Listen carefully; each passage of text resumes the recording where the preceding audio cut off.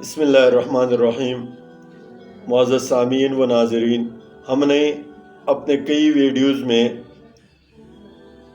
تاریخ اسلام میں صوفیاء کے کردار پر روشنی ڈالی ہے۔ آج ہم صوفیاء کے بنائے ہوئے من گھڑت کہانیاں اور قصوں میں سے ایک قصہ سنا دیتے ہیں، آپ سنیں یہ، پھر ہم تبصرہ کرتے ہیں۔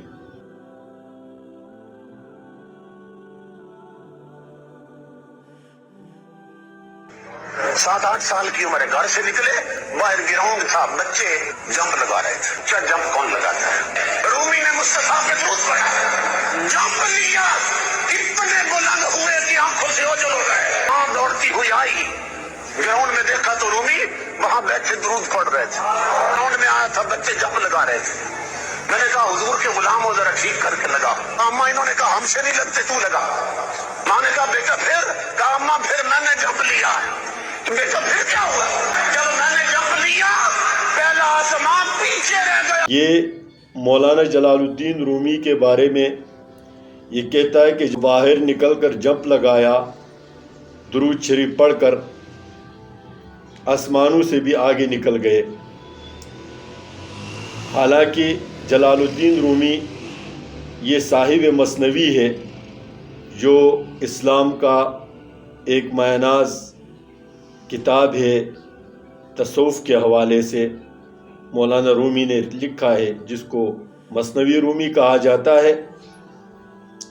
آپ مجھے بتائیں کہ مولانا روم یہ شمس تبریز کے مرید تھے، اور یہ اس زمانے میں جا کر شمس تبریز کے مرید ہوئے کہ جب یہ بہت بڑے عالم بنے، بہت بڑا اس کا حلقہ درس تھا۔ اسی حلقہ درس کے دوران میں اس کی ملاقات، مولانا روم کی ملاقات شمس تبریز سے ہو جاتی ہے، اور یہ شمس تبریز کا عاشق بن جاتا ہے۔ پھر شمس تبریز غائب ہو جاتا ہے، اور پھر یہ مثنوی لکھتا ہے۔ تو اس کو جو تصوف کے زمرے میں آنے کی جو عمر ہے، وہ تقریباً کم از کم ادھیڑ عمر میں یہ جا کر جو ہے تصوف کے ساتھ منسلک ہوئے۔ یہی وہ تصوف کی جو تباہ کاریاں ہیں جو تاریخ اسلام میں بنائی گئی، اور یہ ایسا نہیں کہ یہ کوئی ایک واقعہ ہو، ہزاروں لاکھوں واقعات اس طرح کی من گھڑت جن کا نہ سر ہے اور نہ پیر ہے، اور اسی پر یہ اپنے جو ہے عقائد کی بنیاد رکھتے ہیں۔ اور یہ جو مولوی صاحب ہے، بریلوی مکتب فکر کے ساتھ تعلق رکھتا ہے، چونکہ بریلوی مکتب فکر تصوف اور اولیاء اور ان کو اپنے مراتب سے بہت آگے لے جا کر بیان کرتے ہیں۔ اس وجہ سے انہوں نے مولانا روم میں یہی من گھڑت ایک واقعہ بیان کیا ہے۔ بچے کو دیکھو، اور پھر اس کی جو کرامات کو دیکھو، اور پھر اس طرح آسمانوں پر جانے کو دیکھو۔ یہ کس طرح کا دین یہ لوگوں کو سمجھا رہے ہیں۔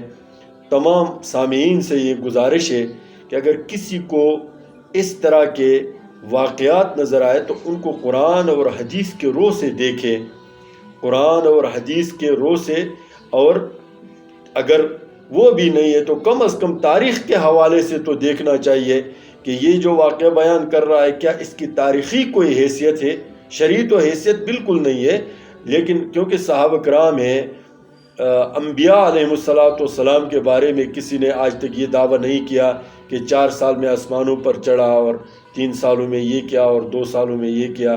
لیکن مولانا روم جو کہ ایک بدیہی شخصیت ہے اور معروف شخصیت ہے، اس کے بارے میں اس طرح کا جھوٹ بولتے ہوئے ان کو شرم بھی نہیں آتی۔